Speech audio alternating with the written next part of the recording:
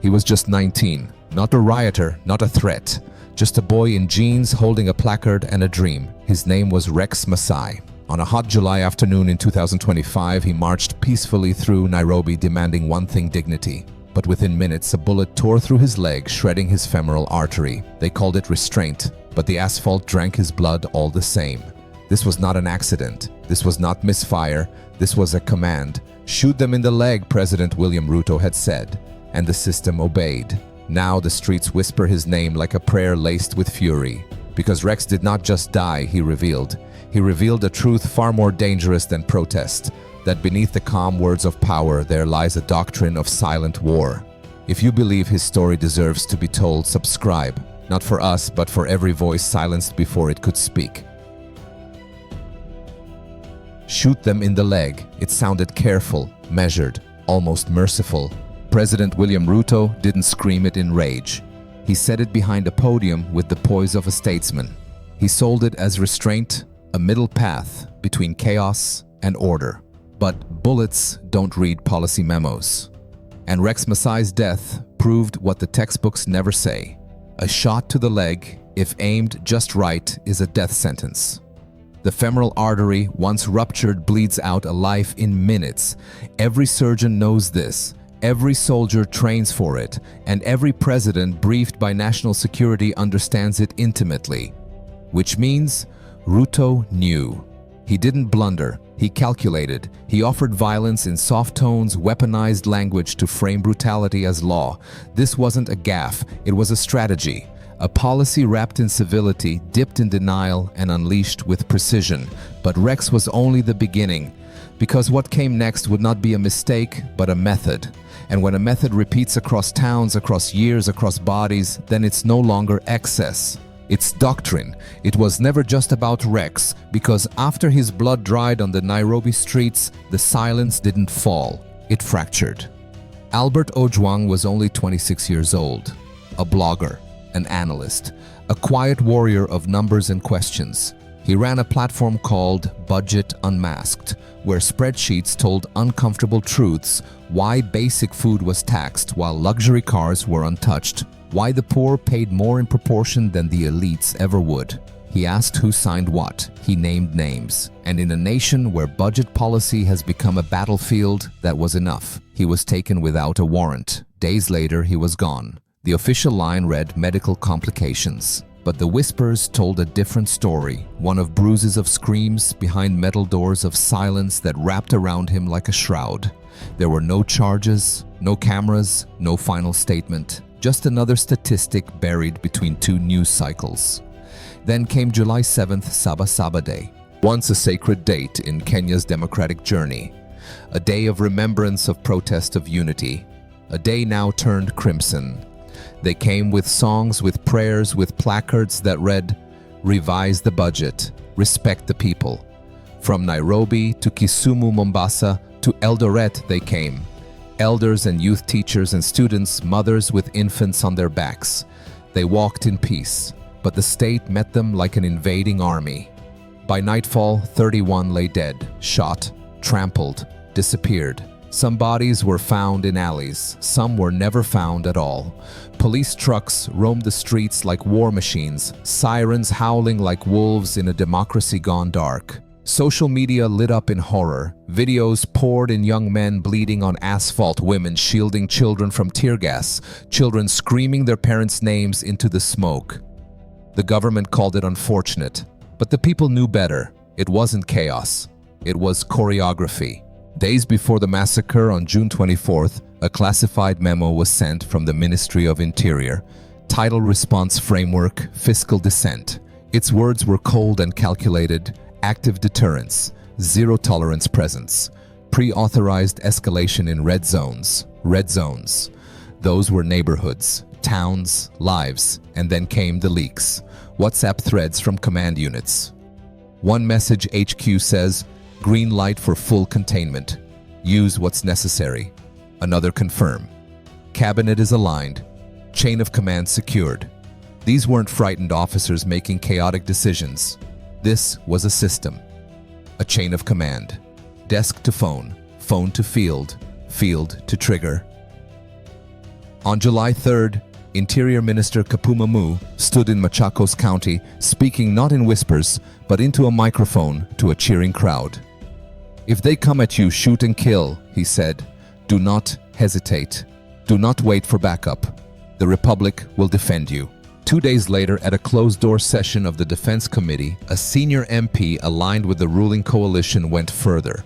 "Shooting in the leg is too soft. Kill them. You cannot negotiate with those who defy the state." And just like that, language became law.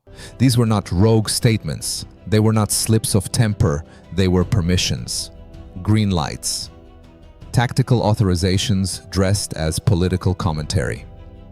From podium to policy, a doctrine was taking shape, one bullet, one denial, one funeral at a time. Amnesty International's July report confirmed it: over 100 civilian deaths in just 12 months, all linked to tax protests. The language of the report was clinical, systemic suppression, excessive force documented pattern. But behind every sterile word there was a body, a mother, a name. This was no longer about protest, it was about precedent, about a state teaching its citizens that dissent has a price and that price is paid in blood. In the whispers of command, a new order was forming: shoot to silence. Don't kill indiscriminately. Kill surgically. Make each death an example. Make each protester wonder if the next chant is their last. That is how democracy dies, not with tanks, but with nods in committee rooms, with WhatsApp threads, with memos that speak of escalation while morgues overflow. This wasn't restraint, it was rebranding. Violence wrapped in the language of stability. And if silence was once the shield of authoritarian regimes, now it is data, denials, plausible deniability. The president didn't say kill, he said shoot in the leg. The rest followed. Ministers hardened the message. Commanders confirmed execution. And the people, they buried their children. But the world is changing. Because every name carved into the pavement aftermath of the 2007 to 2008 elections, over 1,000 Kenyans were killed, entire villages were torched, hundreds of thousands were displaced. It was not just a national trauma, it was an indictment on power. And at the center of that indictment stood one name: William Ruto. The International Criminal Court charged him with crimes against humanity, murder, persecution, forcible transfer of population. The evidence at the time was undeniable. Eyewitnesses stepped forward. Videos surfaced. The world watched. For a moment, it seemed that history would hold him accountable. But then slowly, methodically, the case unraveled. Witnesses disappeared, some recanted, some simply vanished. A few were found dead. Files grew cold. Kenya called it a difficult environment. The ICC called it what it was: obstruction of justice. And in 2016, the case was vacated not because Ruto was cleared, but because the court could no longer proceed. The evidence hadn't failed, the system had. But the file was never closed. It was paused, suspended, left waiting in the shadows of unfinished business. And now that business returns, only this time with a twist that history could never have scripted. Because the man who once stood beside Ruto as part of his legal defense, the one who helped shield him from the sword of justice, is now the one who holds it. Karim Khan, appointed in 2021 as chief prosecutor of the ICC, now faces the unprecedented task of possibly indicting the very man he once defended. In legal circles, they call it irony. In Africa, we call it reckoning. The ghosts of 2007 have returned, but this time they carry the names of Rex Masai, Albert Ojwanga, and the 31 who fell on Sabah Saba Day. This time they are not hidden in the fog of post-election chaos. This time they come with voice notes, leaked memos, geotagged videos, and WhatsApp threads that trace orders from podium to pavement. The International Criminal Court doesn't act on sentiment. It acts on structure, on documentation patterns, and chains of command. And that is exactly what's building now. Amnesty International, the Kenyan National Commission on Human Rights, digital rights collectives in Berlin, heads of state, not then, not now. And Kenya is a signatory. The question now is not whether violence occurred. The question is, was that violence state sanctioned? And if it was, what did Ruto know and when did he know it? Karim Khan stands at a crossroads of history and principle. The man who once defended Ruto may now decide whether to prosecute him. Will proximity cloud his judgment, or will it sharpen his resolve? And if the ICC does move forward, if the file is reopened, if subpoenas are issued, if indictments are handed down, what will it mean not just for Kenya, but for every African leader who has ever believed that brutality, if dressed in bureaucracy, will escape justice? The courtroom at The Hague is quiet. For now. But outside a storm is building, one fueled by files, by footage, by the voices of the silenced. And as history tightens its grip, a question begins to rise from Nairobi to the Netherlands, from the blood of Rex to the desk of Karim Khan. Will justice return, not as a visitor, but as a verdict? Justice used to be blind. Now it has eyes everywhere. In a dimly lit room in Kiambu County, a wall is covered in maps, pins, and strings. Not a crime scene investigation, a resistance hub. Red dots mark deaths, yellow pins disappearances. Blue lines trace the routes of police vehicles. But this isn't a newsroom or a government office. It is the secret operations base of a digital truth campaign coordinated by figures aligned with opposition leader Rigathi Gachagua, now whispered across the country as simply the Regagua Group. Their mission is not political, it is evidentiary. They are building a case, not for the courts of Kenya, for The Hague. It begins with satellite imagery, NGO collaborations showing security force deployments mirroring protest zones. It continues with geotagged TikTok and Telegram videos, moments captured by trembling hands as bullets flew, tear gas canisters lobbed into primary schools, armored vans pulling young men into alleys, unmarked compounds, midnight screams. Each video is archived, time-stamped, cross-referenced. Over 2,000 entries now sit in their encrypted database.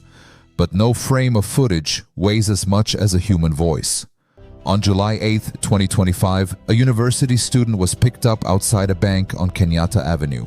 She was blindfolded, handcuffed, and driven in silence. 3 men, no uniforms. They said nothing. For 2 days, she was held in what she described as a windowless warehouse locked from outside the floor-cold cement. No food, just water in a plastic bottle. I heard others crying in rooms nearby. They said if I ever spoke again, I'd disappear forever. Her story isn't unique. It echoes in Mombasa, in Eldoret, in Kibera. Silent detentions, no warrants, no records, no return. How many people must vanish before disappearance becomes doctrine? These are no longer excesses, these are mechanisms. Meanwhile, leaks pour out from inside the machine. A whistleblower from the National Police Service shared a WhatsApp thread. HQ says, "Prepare for full crowd suppression, no room for leniency." Another message top says, "Keep it off paper, use discretion, we'll cover it." Emails marked confidential. Voice recordings from closed-door meetings, internal directives ordering pre-authorized escalation. The digital trail is vast and damning. In the analog world, impunity left no fingerprints.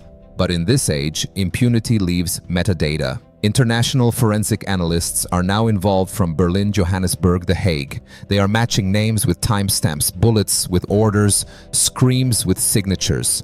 They aren't asking if violence happened. They're asking who made it inevitable. Because under Article 28 of the Rome Statute, responsibility doesn't demand that the president pulled the trigger. It only requires this, that he knew that he had power and that he did not act. When Cabinet Secretary Kapuma Mu told officers to shoot and kill, he didn't just threaten the public, he authorized terror. When the Defense Committee chair called restraint too soft, he turned cruelty into a strategy. And when President Ruto said, "shoot in the leg," he handed the system its alibi. But the system didn't stop at legs. It aimed for silence. And yet, in this war of suppression, something unexpected happened. The people adapted. If the state buried the truth with bullets, the youth resurrected it with bandwidth. If the regime silenced journalists, TikTok became the newsroom. If police erased records, Telegram saved the memory. Kenya's youth, once accused of apathy, are now building the future one upload at a time. They are filmmakers, analysts, documentarians of defiance. This is no longer protest. This is archiving a crime in real time. And as the Regagua Group prepares its brief, over 35 sworn testimonies backed by forensic evidence, the world begins to take notice. Observers from The Hague are watching, legal analysts are cross-referencing metadata, Journalists from Al Jazeera to Le Monde have started to ask questions. The truth has shape now. It has dates, it has footage, it has names, and it has reach. This is no longer about one man. It is about a machine of violence wrapped in statecraft, dressed in legitimacy, programmed to crush dissent and call it law. But machines forget one thing humans remember, and the streets remember Rex. The blogosphere remembers Ojwanga. The mothers remember the missing. The youth remember the tear gas and the batons. And the world this time is recording. If you're still reading, you are part of the memory. If you're watching, you are now a witness. Don't let this vanish into silence. Type never again in the comments. For every voice they try to erase, be the echo. The footage is archived, the voices preserved, the evidence assembled. But now comes the question that Kenya and the continent has been holding its breath to ask: will justice move, or will it hesitate again? Inside the office of the prosecutor at The Hague, the case is being weighed once more. Not in headlines, not in speeches, but in the quiet precision of legal review. The same corridors that once failed to convict are now echoing with new urgency. But this time the crime isn't post-election chaos, it's budget protests. Students, bloggers, teachers, and mothers caught in the crosshairs not by accident but by command. And standing at the center of this storm is William Ruto, again. But the stakes are no longer just personal, they are continental. Because if the ICC proceeds, if it reopens the file and reindicts a sitting African head of state, it will be more than a courtroom drama. It will be a test of the very idea of global accountability. Some say Ruto is a reformer who lost control. Others believe he is a tactician who knew exactly how far he could go, knew which words to use, knew which lines could be crossed without triggering alarms, and still crossed them. But international law doesn't care about motives. It cares about responsibility. Under Article 27 of the Rome Statute, no leader is immune. Not Bashir, not Gaddafi, not Ruto. The courtroom is watching, but more importantly so is Africa. Because what's on trial is not just a man, it is a pattern, a culture of impunity, a belief that you can crush dissent, sanitize the blood with language, and walk away clean. And that belief has crossed borders from Nigeria to Uganda, from Ethiopia to Zimbabwe. If the ICC fails to act, it sends a signal to every regime that with the right words and a tight circle you can suppress your people and survive the scandal. But if it truly acts, it sends another signal that the age of impunity has an expiration date. And in that courtroom, history may ask one final question. When the bullets flew and the people cried and the evidence grew louder than the lies, what did Ruto do? And more hauntingly, what did he refuse to do? Kenya is not on trial. Its soul is. Because what we're witnessing is not just a legal proceeding, it is a reckoning, a moment where a nation must decide what kind of republic it wishes to be. Can a land born in the fires of independence now accept bullets as ballots? Can its youth, bright, bold, unarmed, be gunned down for asking to live with dignity? Can a government still claim legitimacy when its greatest fear is the sound of its own people's voices? Rex Masai was 19. Albert Ojwanga was 26. They didn't ask for revolution. They asked for fairness. And for that they were met with rifles. If that is the price of protest, then who dares speak next? How many names must be carved into concrete before we remember what democracy costs? How many streets must be stained red before we call it what it is? Not unrest, not chaos, but state-sanctioned fear. From Nairobi to Eldoret, from the halls of parliament to the alleys of Kibera, the silence is deafening. Not because the people have stopped speaking, but because they're still not being heard. And yet something stirs. It stirs in the whispers of students filming the truth, in the courage of mothers naming the dead, in the quiet fury of lawyers, activists, elders, youth, each carrying a piece of the memory, a fragment of the truth, a flame that refuses to go out. Because a republic does not die in one day. It bleeds slowly through its institutions, its courts, its conscience. But if history has taught us anything, it's this: what bleeds can also heal. If we speak, if we act, if we refuse to let impunity write the final chapter. A new Africa cannot be built on the blood of its youngest dreamers. It must be built on memory, on justice, on collective refusal to forget. So we ask you, wherever you are, do you believe this ends in silence? Do you believe the ICC should act? Should the world finally say enough? Comment below. Share your thoughts. What does Kenya's crisis say about the state of democracy across our continent? What role must international justice play when national leaders fail their people? If you believe in justice, if you believe in a new Africa, type it proudly in the comments, New Africa. Like this video. Share it with those who still believe truth matters. Subscribe not for views but to build a voice for the voiceless. Because this is our time, our reckoning, our narrative. From the ballot box to the courtroom. From silence to memory. From tragedy to testimony. The path is long but the footsteps are many. We are not afraid.